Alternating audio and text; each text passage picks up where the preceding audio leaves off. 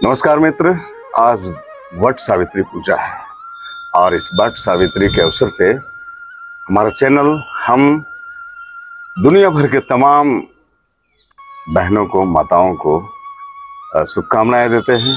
उन्हें वट सावित्री की बहुत बधाई देते हैं। और हम सभी जानते हैं कि हमारा देश परंपराओं का देश है, हमारा देश धर्म का देश है, हमारा देश संस्कारों का देश है। और ऐसे में आप देख रहे होंगे कि जहाँ भी वट के वृक्ष हैं, जहाँ भी बरगद के पेड़ हैं, वहाँ पे महिलाओं का जुटान हुआ है। और इसके पीछे हमारे मनीषियों ने बहुत बड़ी परिकल्पना की है। प्रकृति को कैसे संरक्षित रखा जाए, पेड़ों को कैसे संरक्षित रखा जाए, इसलिए उसको संस्कारों से, धर्मों से और परंपराओं से जोड़ा गया है।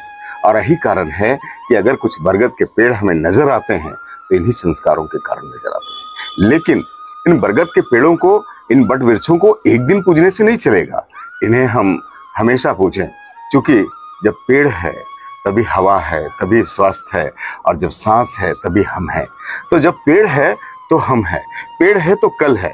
तो ऐसे पेड़ों को संकल्पित भाव से संरक्षित करने का, सुरक्षित करने का और नए नए पेड़ लगाने का आज संकल्प का दिन है। वैसे तो वट और सावित्री का और जमराज का जो किस्सा हम लोगों ने सुना है, और वो किस्सा सिर्फ भारत में लागू होता है कि भारत में ही पति पत्नी के रिश्तों का एक पवित्र संबंध होता है, और वो संबंध आजीवन होता है, कभी टूटता नहीं है। एक दो इक्के दुक्के केस हम लोग देखते हैं, लेकिन अमूमन जो पश्चात सभ्यता में होती है, जो विदेशों में होता है, ऐसा अपने भारत में नहीं होता। यहाँ पे जो संबंध जुड़ते हैं दो अनजान दिलों का, वो जन्म जन्मांतर तक होता है।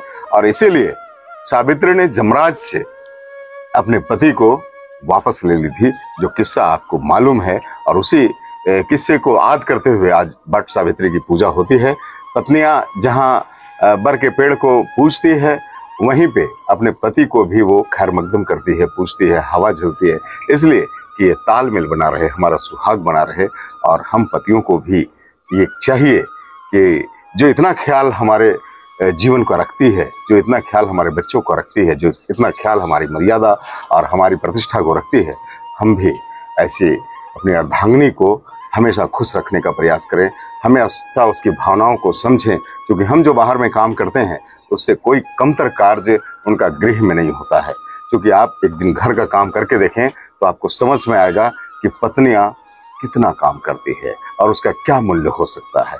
तो इसलिए ये दोनों संबंध हमेशा से बरकरार रखना चाहिए, दोनों की भावनाएं हमेशा से बरकरार एक दूसरे के लिए रखनी चाहिए, और दूसरों का एक तालमेल, एक लाइफ के जो गाड़ी है उसके दो पहिए के समान दोनों को जीवन गुजारना चाहिए। और इसी उद्बोधन के साथ हम फिर से हमारी मोहतरमा सोनी जी भी हैं, जो अभी वट पूजा करके आई, और मुझे भी तिलक चंदन लगाई है।